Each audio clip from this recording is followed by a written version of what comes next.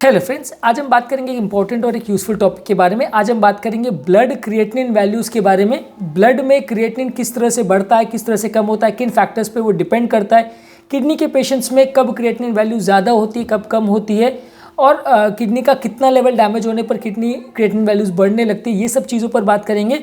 कौन कौन से टिप्स और ट्रिक्स है जिससे क्रिएटिनिन वैल्यूज़ को हम कम कर सकते हैं, किन किन चीज़ों को हम ध्यान नहीं रखें तो क्रिएटिनिन वैल्यूज़ बढ़ जाती है। ये सारी चीज़ों पर हम बात करेंगे, क्योंकि किडनी के पेशेंट की जब भी बात आती है तो सबसे इंपॉर्टेंट चीज़ क्रिएटिनिन पर ही बात होती है। लोग कहते हैं कि इसका क्रिएटिनिन बढ़ गया, अब इसको कम करना है। ज़्यादा क्रिएटिनिन हो गया तो उसको डायलिसिस की ज़रूरत पड़ेगी, बहुत ज़्यादा क्रिएटिनिन हो गया तो पेशेंट का जान का खतरा भी हो जाता है। तो क्रिएटिनिन बेसिकली क्या होता है, क्या मेजर करता है, इसको समझने का प्रयास करेंगे।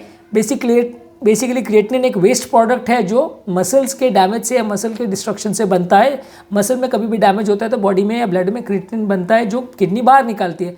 अगर किडनी बराबर काम कर रही है तो क्रिएटिनिन यूरिन में निकल जाएगा और ब्लड का लेवल्स नॉर्मल आएगा। अगर किडनी बराबर काम नहीं कर रही है तो एक्स्ट्रा क्रिएटिनिन ब्लड में भर जाएगा, जिसकी वजह से क्रिएटिनिन वैल्यूज़ ज़्यादा होंगी। किसी व्यक्ति का अगर उम्र ज़्यादा है तो वैसे व्यक्ति में क्रिएटिनिन वैल्यूज़ कंपैरेटिवली कम आ सकती है, क्योंकि ऐसे व्यक्तियों का बॉडी मास या क्रिएटिनिन कम होता है। जो व्यक्ति ज़्यादा प्रोटीन खाते हैं, यंग होते हैं, उनके केसेस में क्रिएटिनिन वैल्यूज़ जल्दी बढ़ती है, क्योंकि उनका बॉडी मास ज़्यादा होता है। ज़रा भी किडनी का डैमेज होने से बॉडी क्रिएटिनिन को रिटेन करने लगती है, जिससे क्रिएटिनिन बढ़ने लगता है।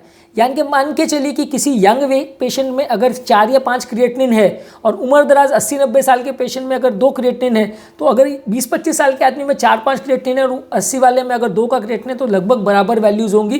क्योंकि क्रिएटिनिन के कैलकुलेशन में बॉडी मास का भी रोल है, पेशेंट का एज कितना है उसका भी रोल है। कितना ज़्यादा मसल मास है पेशेंट का, उतना ज़्यादा क्रिएटिनिन की वैल्यूज़ आएंगी। जितना ज़्यादा पेशेंट का एज है उतना क्रिएटिनिन की वैल्यूज़ कम आएंगी। तो इसलिए मान के चलिए कि प्रोटीन बॉडी में कितना है और पेशेंट का एज कितना है और पेशेंट कितना डाइटरी प्रोटीन ले रहा है, एक बहुत इंपॉर्टेंट फैक्टर है। कितना मसल मास है, एक इंपॉर्टेंट फैक्टर है डिसाइड करने का कि क्रिएटिनिन वैल्यूज़ कितना आएगा। एग्जैक्टली ये आपका 100% गारंटी के साथ प्रोडिक्ट नहीं कर सकता कि व्यक्ति का किडनी कितना काम कर रहा है। कई बार क्रिएटिनिन वैल्यूज़ किडनी फेल होने पर भी या at least second third stage kidney failure होने तक भी नॉर्मल आ सकती है। और इसका उल्टा भी सही है कि क्रिएटिनिन वैल्यूज़ भले नॉर्मल से थोड़ा ज़्यादा आ रही है लेकिन पेशेंट का किडनी अच्छा काम कर रहा है। बहुत ज़्यादा क्रिएटिनिन नहीं आएगा, मान लीजिए 1 से 1.5 तक या 2 तक जा सकता है, पर ऐसा नहीं होगा कि 3 और 4 क्रिएटिनिन हो गया और किडनी बराबर काम कर रही है। उतना रिटेन नहीं करती है। नॉर्मल क्रिएटिनिन की वैल्यू 1 से कम होती है। अगर 1 से ज़्यादा बढ़ने लगता है तो जितना ज़्यादा बढ़ रहा है उसके हिसाब से आप मान के चल सकते हो क्रिएटिनिन के हिसाब से कि किडनी खराब है। एग्जैक्टली किडनी का कितना डैमेज हुआ है वो आप अलग अलग फार्मूले से कैलकुलेट कर सकते हो, जिसमें क्रिएटिनिन एक इंपॉर्टेंट पार्ट प्ले करता है। लेकिन एग्जैक्टली सिर्फ क्रिएटिनिन से ही नहीं बता सकते, कई बार बहुत सारे फैक्टर्स उसमें इंपॉर्टेंट होते हैं, जिसकी वजह से पेशेंट का कितना फिल्ट्रेशन फ्रैक्शन है, ग्लोमेरुलर फिल्ट्रेशन फ्रैक्शन है, उसको कैलकुलेट करते हैं और उसके बेसिस पे आप ज़्यादा एक्यूरेटली बता सकते हो कि कितना ml ब्लड को किडनी 1 मिनट में प्यूरीफाई कर रही है। उसके बेसिस पे आप जज कर सकते हो कि कितना किडनी डैमेज हुआ है। बात करेंगे कौन कौन सी चीज़ों से किडनी का डैमेज दिखता है या क्रिएटिनिन वैल्यू ज़्यादा आ सकती हैं। कोई मेडिसिन है जो किडनी को डैमेज करती है, जैसे कि कुछ एंटीबायोटिक्स है, कुछ पेन किलर्स है जैसे कि NSAIDs है, उसमें डाइक्लोफेनाक है, एसिटामिनोफेन है, कीटोरोलैक है, नेप्रोक्सेन है, आइबुप्रोफेन है। ये डेफिनेटली किडनी को डैमेज करती है, इन्हें कम लेना चाहिए, इसमें क्रिएटिनिन वैल्यू ज़्यादा आ सकती है। क्रिएटिनिन के सप्लीमेंट्स जो लोग लेते हैं अपनी बॉडी वेट को बढ़ाने के लिए, वो लोग भी क्रिएटिनिन उनमें ज़्यादा आ सकता है। कुछ डाइटरी फैक्टर्स है कि आदमी अगर ज़्यादा प्रोटीन ले रहा है डाइट में तो भी क्रिएटिनिन ज़्यादा आ सकता है। स्ट्रेनुअस या मेहनत वाली एक्सरसाइज को अगर कर रहा है, दिन भर जिम में अगर कोई मेहनत कर रहा है तो भी उसका क्रिएटिनिन ज़्यादा आ सकता है, क्योंकि उसमें मसल टूटता है, क्रिएटिनिन निकलता है। अगर किसी का ब्लड फ्लो ज़्यादा डिप्राइव हो गया, कम हो गया, तो वैसे पेशेंट में भी ऐसा हो सकता है। किडनी फंक्शन कॉम्प्रोमाइज़ है तो क्रिएटिनिन बढ़ेगा, डिहाइड्रेशन है पेशेंट को तो क्रिएटिनिन बढ़ेगा, बॉडी में कोई सीरियस इन्फेक्शन है तो क्रिएटिनिन बढ़ सकता है। ब्लड प्रेशर कोई भी कारण से अगर कम हुआ है, जैसे हार्ट फेलियर की वजह से या किडनी फेलियर की वजह से या इन्फेक्शन की वजह से या ब्लीडिंग की वजह से, तो वैसे केस में किडनी का परफ्यूजन कॉम्प्रोमाइज़ होगा तो उसमें भी क्रिएटिनिन वैल्यूज़ बढ़ेगी। किसी को कोई सीरियस इलनेस है जैसे कि कैंसर वगैरह है तो वैसे में भी क्रिएटिनिन वैल्यूज़ बढ़ सकती है। ज़्यादातर ऐसे केस में ब्लड का क्रिएटिनिन वैल्यूज़ बढ़ता है। ब्लड का टेस्ट में उसको कैलकुलेट कर सकते हो। किडनी का एक पोर्शन होता है जिसे ग्लोमेरुलस बोलते हैं, वो फिल्टर करता है वेस्ट प्रोडक्ट्स को। कई बार अगर ये प्रॉपरली काम नहीं कर पा रहा है तो वैसे में ब्लड क्रिएटिनिन तो वैल्यू ज़्यादा आएगी लेकिन यूरिन में क्रिएटिनिन वैल्यूज़ कम आएगी। तो इनका रेशियो को हम कैलकुलेट कर सकते हैं कि देखने के लिए कि किडनी कितना डैमेज हुआ है। अगर ब्लड में क्रिएटिनिन ज़्यादा है, यूरिन में क्रिएटिनिन कम है, तो इसका मतलब ग्लोमेरुलस जो किडनी का पोर्शन है वो प्रॉपरली फिल्टर नहीं कर रहा है ब्लड को। कुछ बीमारियां ऐसे हैं जैसे डायबिटीज़ है, ट्यूमर है, hepatitis B, hepatitis C, HIV, syphilis के इन्फेक्शंस है, सिस्टेमिक लूपस एरिथेमेटोसिस करके ऑटो एंटीबॉडी का बीमारी है जिसमें किडनी के खिलाफ एंटीबॉडीज़ बन जाते हैं। ये सबसे क्रिएटिनिन बढ़ सकता है। ये सारे पॉइंट्स को डिस्कस करने का मतलब ये है कि इन सारे प्रॉब्लम्स को आप एड्रेस करोगे तो क्रिएटिनिन कम हो जाएगा। अगर आप डिहाइड्रेशन नहीं होने दोगे, BP कम नहीं होने दोगे, हार्ट बराबर काम कर रहा है और कोई इन्फेक्शन वगैरह नहीं है, उसको कंट्रोल कर रहे हो, कोई ऑटो एंटीबॉडी नहीं है, तो उसको आप मैनेज कर रहे हो, तो आपका क्रिएटिनिन वैल्यूज़ नहीं बढ़ेगा। तो ये कारण को जानने का ये पर्पज़ है। इसके अलावा डाइटरी टिप्स, कैसे आप क्रिएटिनिन वैल्यूज़ को कम कर सकते हो। आपको हाई प्रोटीन डाइट नहीं लेना है। नॉर्मल आदमी के लिए रिकमेंडेड होता है कि 1 ग्राम पर kg बॉडी वेट वो प्रोटीन ले, यानी 60 ग्राम के व्यक्ति को 60 ग्राम डेली प्रोटीन, 60 किलो के व्यक्ति को 60 ग्राम प्रोटीन दिन भर में लेना पड़ेगा, 100 किलो के व्यक्ति को 100 ग्राम प्रोटीन लेना पड़ेगा।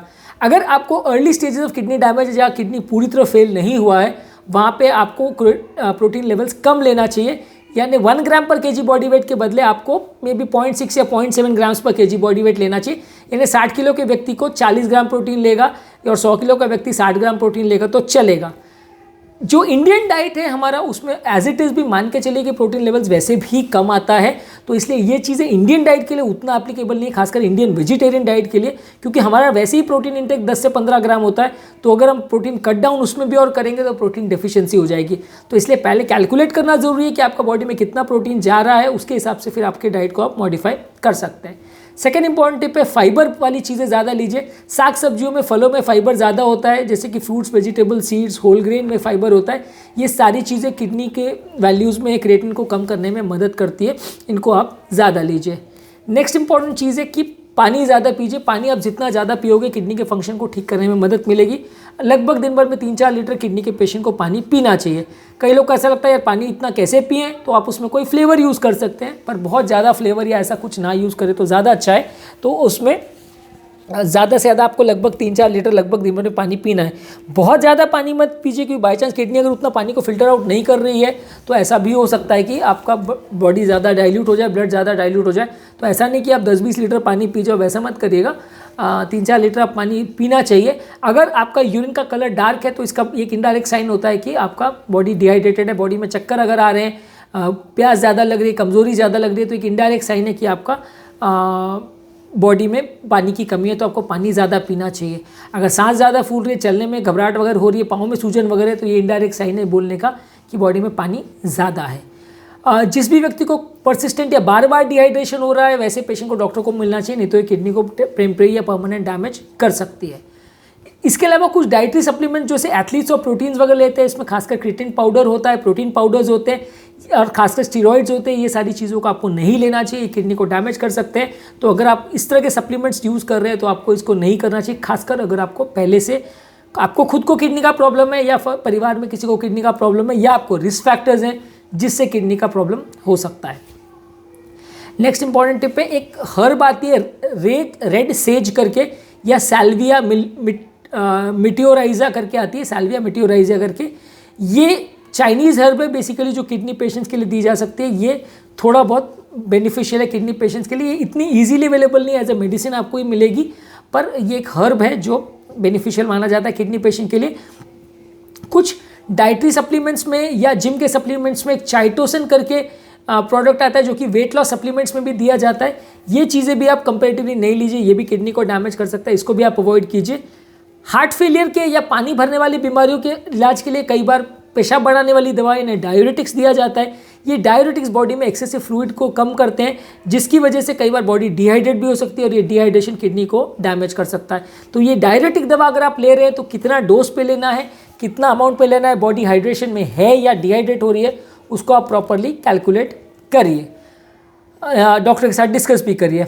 नेक्स्ट इंपॉर्टेंट है कि अगर आप बहुत ज़्यादा एक्सरसाइज वगैरह कर रहे हो तो कितना एक्सरसाइज आपके लिए अच्छा है, उसको आप डॉक्टर के साथ डिस्कस करिए। बहुत ज़्यादा विगरस एक्सरसाइज मत करिए। कई लोग का होता है कि कई घंटे एक्सरसाइज कर लेते हैं जिसकी वजह से किडनी फेल हो जाती है। ये मैराथन रनर्स वगैरह के लिए भी है कि कई बार वो डिहाइड्रेशन के प्रेजेंस में इतना ज़्यादा दौड़ लेते हैं, इतना ज़्यादा एक्सरसाइज कर लेते हैं कि बॉडी डिहाइड्रेट हो जाती है और किडनी फेलियर में चली जाती है, उनको संभालना फिर मुश्किल पड़ता है।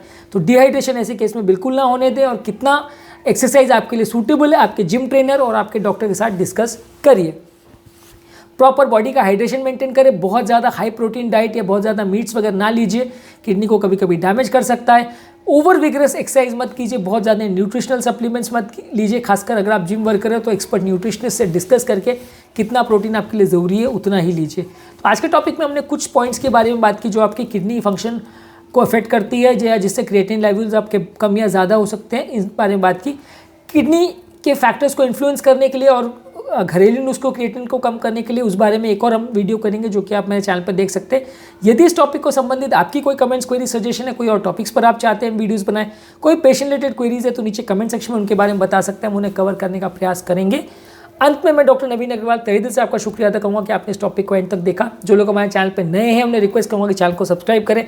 ऐसा करने से चैनल को कंटिन्यू करने के लिए हमें मोटिवेशन और इंस्पिरेशन मिलता है और जब भी हम कोई नया कंटेंट अपलोड करते हैं उसका नोटिफिकेशन आपको मिल जाता है तो आप उस कंटेंट को तुरंत देख सकते हैं, उसका बेनिफिट ले सकते हैं। हमारे चैनल पे बहुत सारे टॉपिक्स हैं जो कि बहुत सारे प्लेलिस्ट में डिवाइडेड है, BP, sugar, cholesterol, heart attack, exercise, diet, heart failure, angioplasty, angiography, bypass. तो ये सारे टॉपिक्स में आप जो तरह का स्पेसिफिक चीज़ों को देखना चाहते हैं उस स्पेसिफिक प्लेलिस्ट पर आप जाइए। इन प्लेलिस्ट का लिंक मैं अपने डिस्क्रिप्शन बॉक्स और कमेंट सेक्शन में छोड़ दे रहा हूँ, आप उस लिंक्स को क्लिक करिए और वो लिंक आपको गाइड करेंगे कि आपके मतलब के टॉपिक्स कौन से हैं, फिर आप उन्हें देख सकते हैं। हज़ारों टॉपिक हमारे चैनल पे ऑलमोस्ट है तो उसमें आप स्पेसिफिकली आपके लिए कौन सा रिलेवेंट है उन्हें ढूंढने के लिए ये तरीका सबसे बेस्ट है। जो लोग बहुत ज़्यादा टेक्निकल डिटेल्स नहीं चाहते हैं, बहुत ज़्यादा बड़ी समरी नहीं देखना चाहते हैं, उनके लिए 1 मिनट ब्रीफ हम सारे टॉपिक्स का यूट्यूब शॉर्ट्स पे अपलोड कर रहे हैं। ये सारे शॉर्ट्स भी हमारे प्लेलिस्ट से कनेक्टेड है, आप उसे देख सकते हैं और उसमें आपको आपके मतलब का जो टॉपिक है उससे रिलेवेंट कंटेंट मिल जाएगा, आपको पूरा वीडियो नहीं देखना पड़ेगा। Thank you.